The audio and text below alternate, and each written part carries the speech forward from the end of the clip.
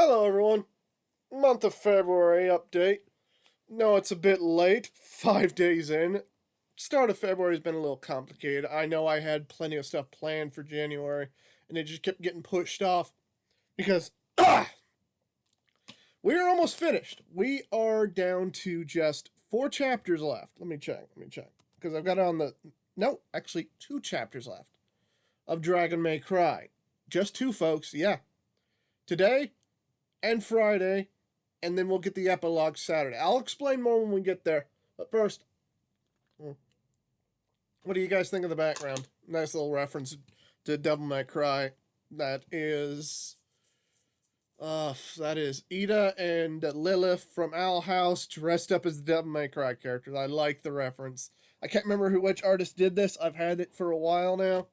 Marley suddenly wants in my arms. Really? Now? Leave her be. Anyway, so for February, I've got big plans now that Dragon May Cry is over, at least the first book. First off, season 2 will not be dropping. Netflix already confirmed they're not dropping season 2 of Devil May Cry until May, which does give me some breathing room. I originally thought it'd be April. I'm like, oh crap, I've got to rush to get the new season finished. I'll still be writing it, yeah. I'll still be writing it to get ahead of you guys, so I have plenty of things to post day by day by day. Because I still want to keep that formula going of like one post a day and so on. You guys really have loved that. It's totally different from how I handle my other stories. Usually I just go by a month post and so on. I don't know how I would be able to do that for this story because of how long the original was. Dang, I'm like, holy shit. What, more than 100 chapters? That is the most I've ever posted for a story. Holy shit. But anyway, I'll get more into that later. First off, I want to talk about the schedule for this month. I know that Journey of Heartswing was supposed to have a chapter last month. I decided to make that a break like it originally was because of all the complications with Dragon May Cry. And the fact I kept messing up the schedule for something wrong with Canterlot, which it will still getting its chapter tomorrow, okay?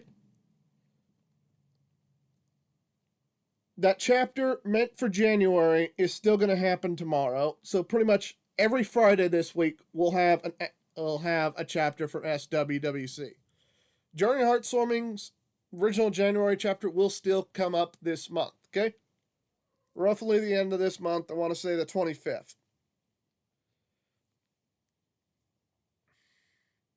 Ow, sorry. Other than that, well, as you guys will probably see in a few minutes, I haven't posted it yet. I am starting a month of Rainbow Dash. Surprise! Yeah, I'm not going back to my month system, like the monthly marathon systems, like every month is a different character. I'm not going back to that, okay? That is hellish to do. But I am planning this year to do it during certain holidays, for instance. Valentine's Day. This month will be the month of Rainbow Dash. I've got a story on Rainbow Dash, Spike, and Twilight coming out today. Once I'll be posting it once this video goes up. I will also be posting a Rainbow Dash, Lightning Dust, and Soren one shot on probably 19th, because both are finished, utterly clean. I'm surprised how quickly I got those done.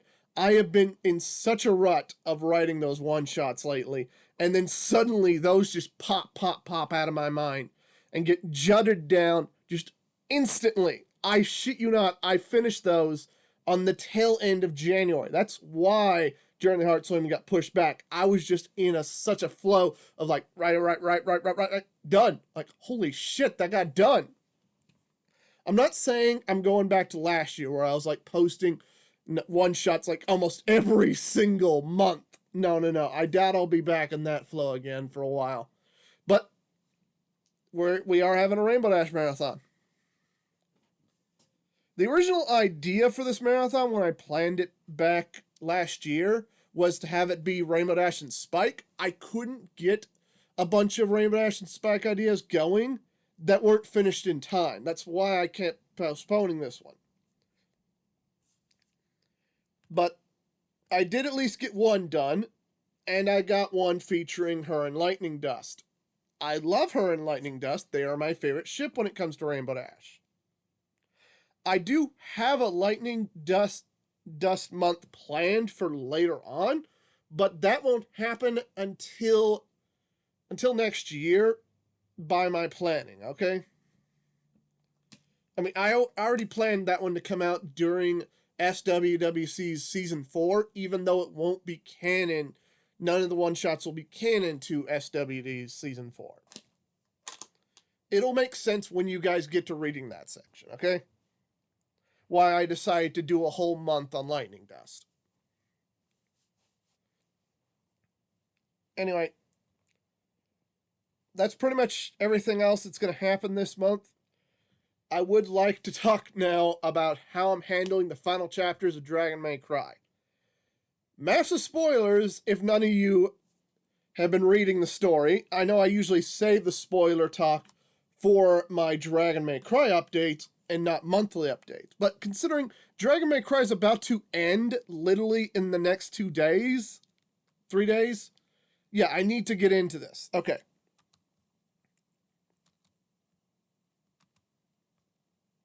Let me pull up the page real quick. On that note, let's also pull up the image. Yes, I got a new cover. It looks glorious, doesn't it? This is made by one of my favorite artists. I've worked with them a long time.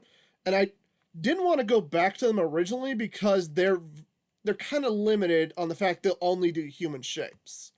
And I rarely do human fanfics. I mostly do anthro, and that's pretty much it. I don't like doing feral unless I'm very fucking lazy and don't want to go into describing the human shape details or the anthro details. It's like, oh, I'm not doing this or this or this in this one shot, so yeah, there's now feral. I'm not having this character hold a shotgun. Or, wait, no, I've had them hold a shotgun even while feral. Anyway, so, let's go into this cover real quick, and then I'll break down the final bits of Dragon May Cry.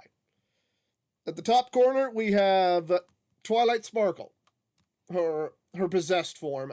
I originally asked for the crown to be included, but they couldn't because the angle was a bit off. And of course, I wanted this sort of like decayed flesh look.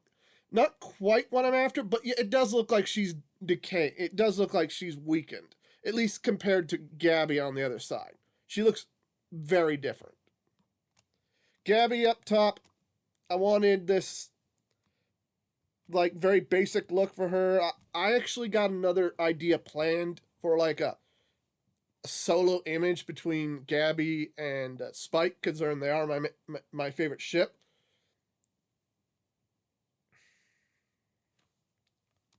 But I'll go into details with that whenever it comes around it. But basically, this is what I wanted for Gabby, okay? Then we've got Smolder and Spike in the center. Yeah, I know it's kind of hard to see the orange on her. That was my fault for not realizing that when we were working on the commission. I'm like, ah, damn it, I gotta make these characters humanoid to work with this artist. But then, oh, darn it, I have no freaking orange pieces on her clothing. Indicate who this is. Like, I always wanted her to have a white cloak. That was always the plan, okay? White trench coat, that was always the plan. To counteract Spike's black trench coat, or more of a dark trench coat, still. I do like the hair that they gave her.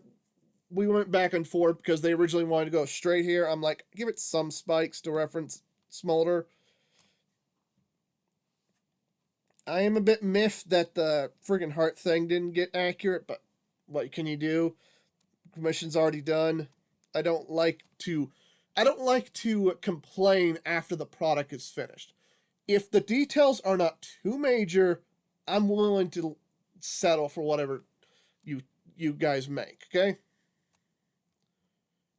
Amber, uh, unlike the other characters, Amber had a reference already. You guys might have realized who I was referencing with this.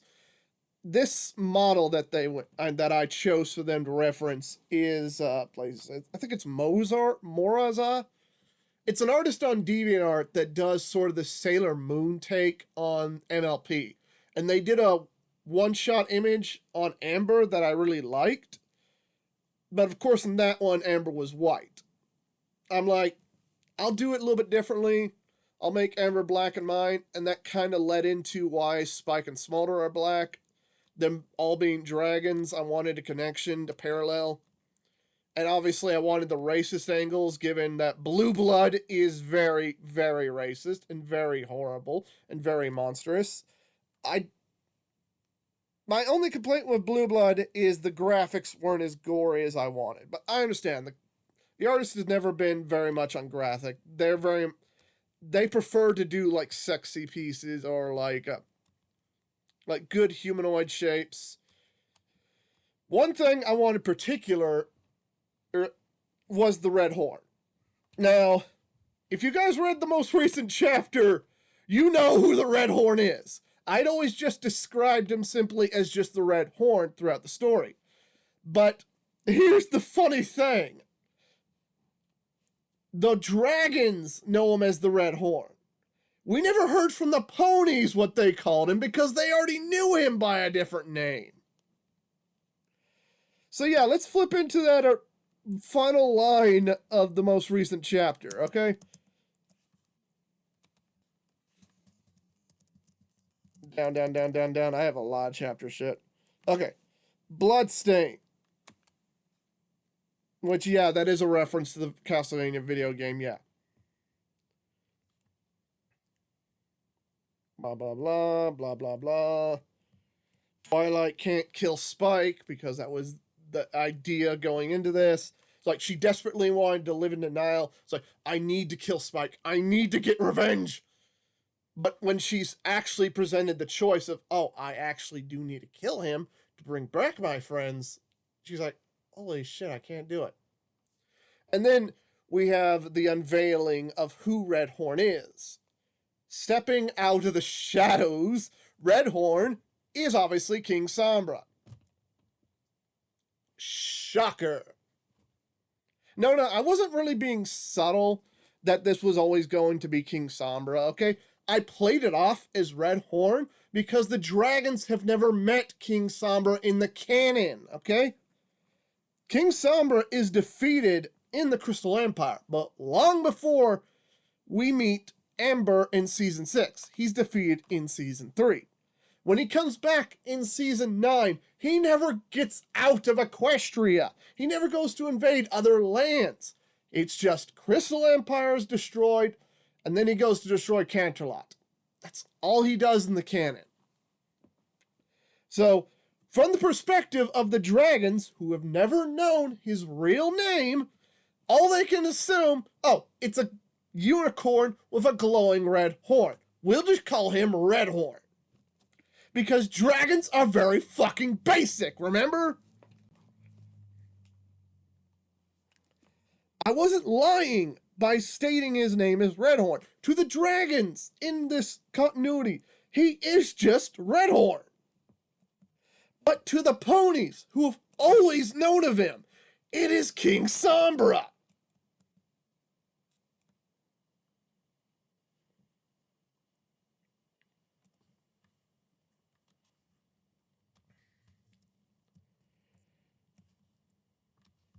And that's the fun part about that reveal. Why I waited so long to get this commission. The perfect timing. I didn't plan for the horn to be included at first. No, that was just an empty void up there. But then I realized, oh shit, yes, I can put the horn there because the horns or deity is about to be revealed. When I got this commission, I'm like, oh yeah, that works. That works really good. Now, going forward into Dragon May Cry, let me zoom this thing out completely. Going forward into Dragon May Cry 2, Season 2, when it comes out in May, I'm going to buy the next commission really freaking early, on May itself. It won't be done by the time the new season drops, unfortunately. This artist is not very fast, and I got no problem with that. I'm not going to rush them. But the idea for every cover of Dragon May Cry has already been decided long ago. It's going to be 2 figures in the center, 4 figures surrounding the rim. Okay? For the next one, it's going to be Spike in the center, not dancing sexy, no, but his back to another character. Who that other character is, I cannot spoil at all. However, I can spoil the ones in the corners. Okay? Ones in the top corner, I'm not going to describe their arrangement because I cannot remember off the bat, but the ones in the corners are going to be Spitfire, Zecora. Oh, Blaze, what were the other two? What was the other two? Do I have that page open? Hold on. I might just open it. Let's see. Spike cover number 3. No, that's season 3. Hold on. Spike cover. Ah, blazes. Why'd you send me all the way back here? Spike cover 2. Alright, right. We have Zecora, Spitfire, Spike's dad. Yes, Sludge is being brought into this, dang it. He's going to be on the cover. And oh, Blaze, what was the top corner going to be? Oh, Blaze, I'm trying to remember. Because how I have the image set up is currently the extra character that's going to be standing beside Spike is now on the top corner, but I had to mix that around. Blazes, I'm trying to remember what was it.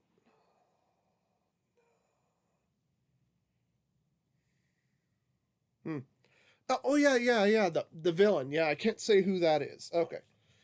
The major villain for this thing will be in the same place as Twilight is now. Okay. Basically, the theme for Twilight's role in each season will be like one of the major characters. Oh, Blaze, I can't go into this without spoiling. Okay. I'll say this much: the one in the top corner is the bare-hooded character I introduced in that one mystery chapter. Okay, that's who the top corner is going to be. That's the major villain for this season. Okay. One of the major villains. There's actually 2 major villains in that one.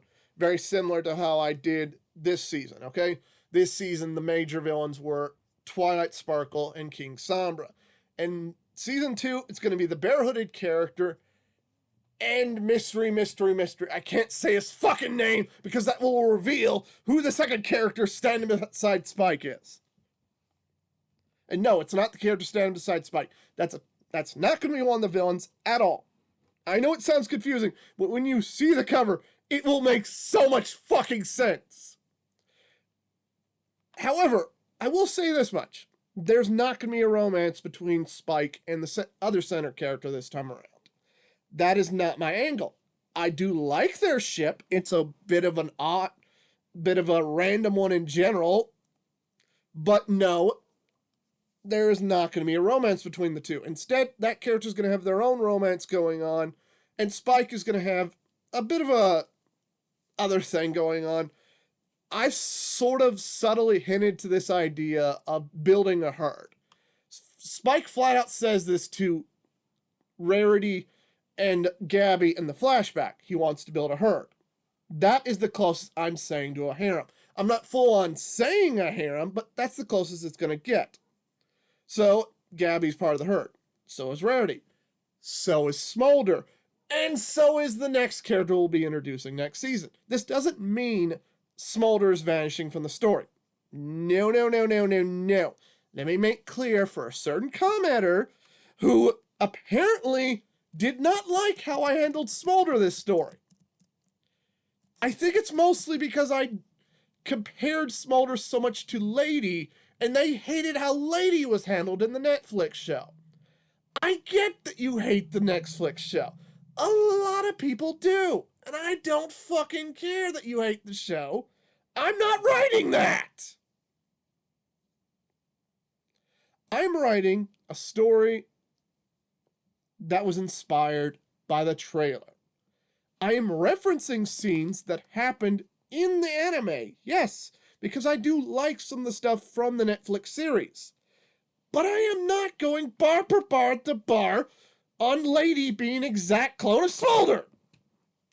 I'm calling her Lady because that's a nice little nod to the original thing, and that I was inspired by Lady's design in the trailer to make Smolder the way she is, but that doesn't mean I'm handling her the exact same way the storyline was handling Lady.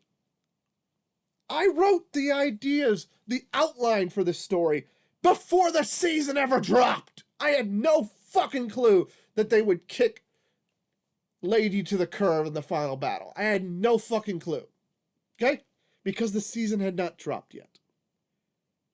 I get you hate how they handled Lady. That doesn't mean I'm complete shit for handling Smolder in the way I did. The aim for Smolder was always for her to gain trust in Spike and understand that not all ponies are evil. This is why Songbird is introduced and rescues her. Okay? If I wanted to do the same exact shit that Netflix did, I would have her be kicked off screen and forgotten about. We still have 2 more chapters. I haven't forgotten Smolder. Okay? You're acting like I forgot she existed the second I sent her to get healed. No, the idea of that scene was for her to trust ponies by getting healed by a pony.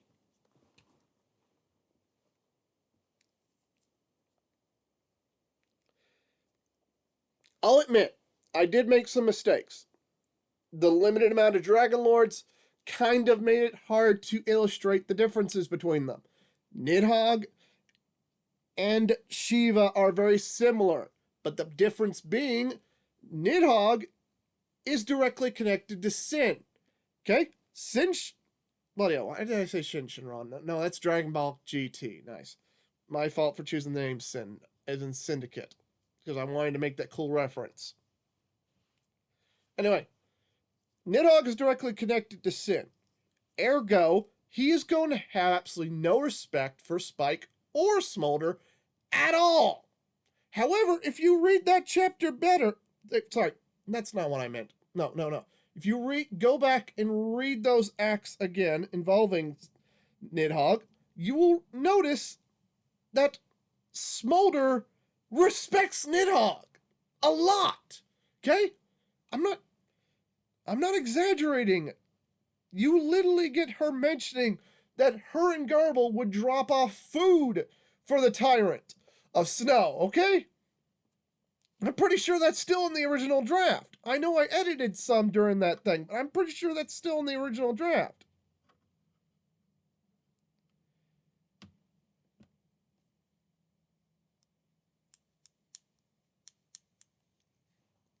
Smolder has a lot of respect for Nidhogg. She hates Shiva because Shiva killed Garble. Yes! She killed... Hey, bloody hell. Shiva killed Garble. So, of course, the battle between him and her was going to be decisive. And, of course, she was going to lose. Duh! She is not that powerful. That's the point of that scene. To help her realize she is not that powerful, that she has people to lean on.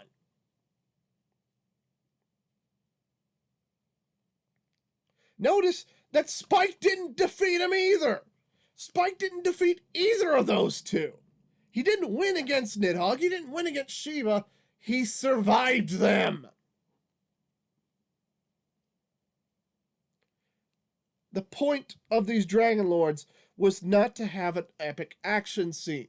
It was to gain their trust and get a hold of their armies for the final battle, which is exactly what Spike did in both of those moments. I admit that I didn't add enough variety by having the only other Dragon Lord fight Ember instead of them. Maybe if I had her lose to Spike, it wouldn't feel as jarring that the only ones they encounter, they lose to. But again, that was never my plan to have an epic fight between these guys. It was to help gain a trust between them. We're not done with Nidhogg. He's far from over in the story. Yes, the last chapter revealed that Shiva is dead. And that's annoying that Smolder didn't get her revenge. Or did she? This is why you want to be hesitant on making assumptions. We still have 2 more chapters left, folks. And I told you before, we're not done with Smolder at all. Notice how before the reveal that Sombra was hiding inside the fleshy bones of Shiva, how he found that corpse in the first place. Note my wordplay. How he found that corpse and didn't kill it. Who killed Shiva? Because apparently King Sombra didn't do it. He just wore the flesh.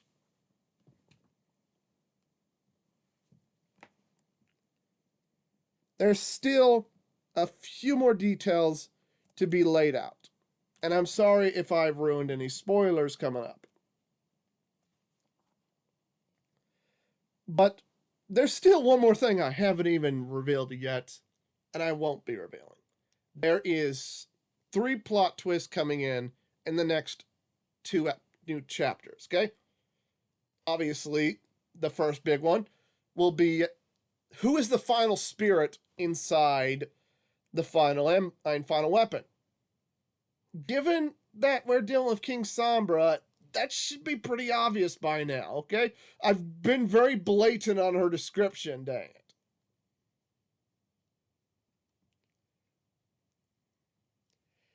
Next up, who the hell killed Shiva? That's a plot twist coming up. And a certain character has been missing throughout this entire story. I am actually shocked. Back when I was writing Where Is Every Pony Right? The other story involving Spike that isn't connected to this or anything else. One commenter mentioned briefly, they questions like, where's this character? In a universe where everyone is dead, where is this character? And I answered them. I answered them right up on that season. That's what happened to this character. That's what this character is. But I am shocked that in this universe, where dragons and ponies are at war, no one has asked where this same character is. Well, we're finally getting that answer, folks. Where is this character? What has he been doing this whole time? That will be dropped in the final chapter.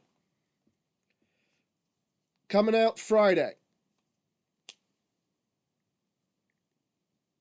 As for Saturday, the epilogues. I've got 3 epilogues. They'll be posted in the morning of Saturday, in the afternoon of Saturday, and at night on Saturday. All 3 all on the same day. The point of these epilogues is to build up the seasons going forward, okay? I'll go ahead and spoil the names of these. It's not going to tell you too much on what the actual story is about, but Prisoner and the Slave is part 1.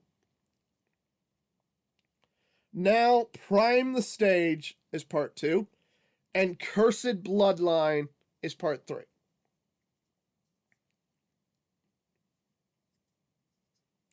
Part 1 is especially important for the season 2, okay? It straight up reveals who the missing character is from the next cover, as well as the other villain outside of the Bear Hood character.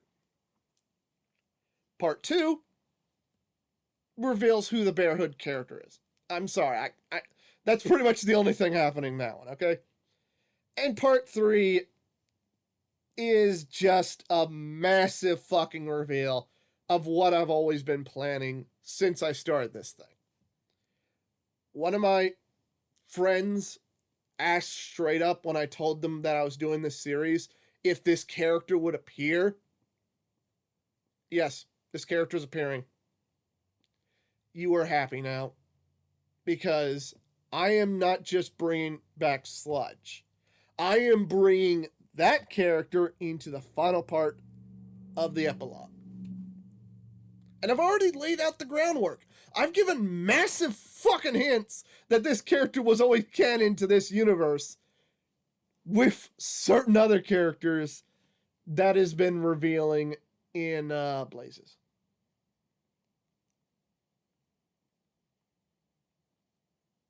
Dealing with the Shadowcon, the Shadow Dracons, Stolas, and how the realm under the garden tends to make ghosts appear.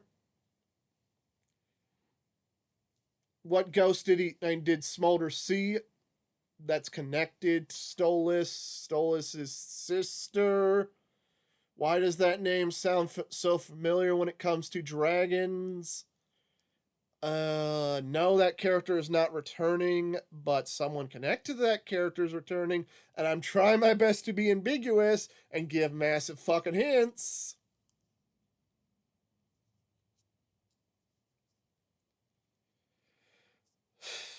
This series has always been hype for me, okay? I'm enjoying writing this series more than any other, okay?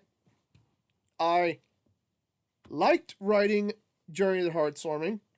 I liked writing Something Wrong with Canterlot, but those two always felt like an obligation of finishing up the Twilily saga, which in reality, I only ever enjoyed writing the first story of that.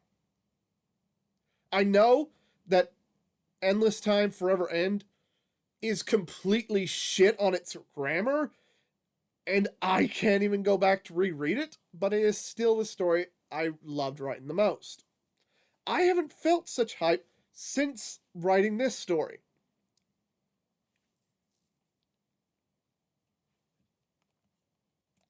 I really love this story, okay?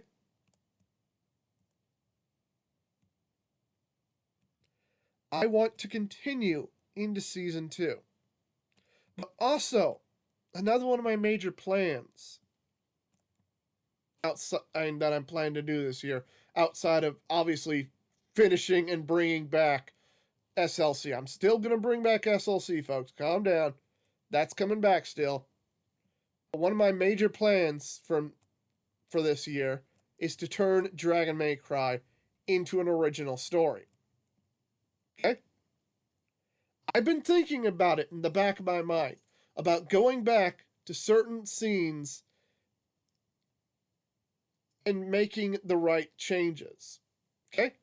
This storyline is great, but it's also a mess because I had to post it day by day by day. That's another reason why I want to get season 2 done early. I want to start writing it early so I can catch up on myself and fix the continuity problems that this one clearly had. I'm still questioning nonstop, where did I reveal the Garble connection? Because in early drafts, Smolder straight up tells Spike who Garble is back during Act 1 and 2. I think it's actually Act 3. Before they meet Nidhogg. That is a massive fucking jump. And that's why my mind keeps getting confused, because I couldn't remember if in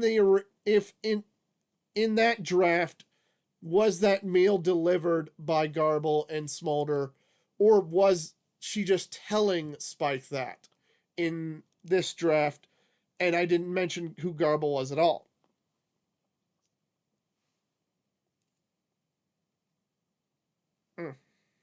Sorry. Give me a second. I'll fix that later. I'll go ahead and end this, folks, because This video has gone on long enough.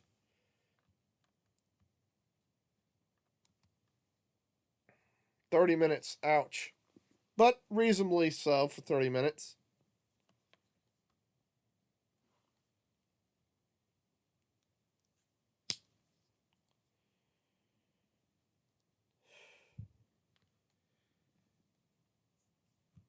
See you later, folks.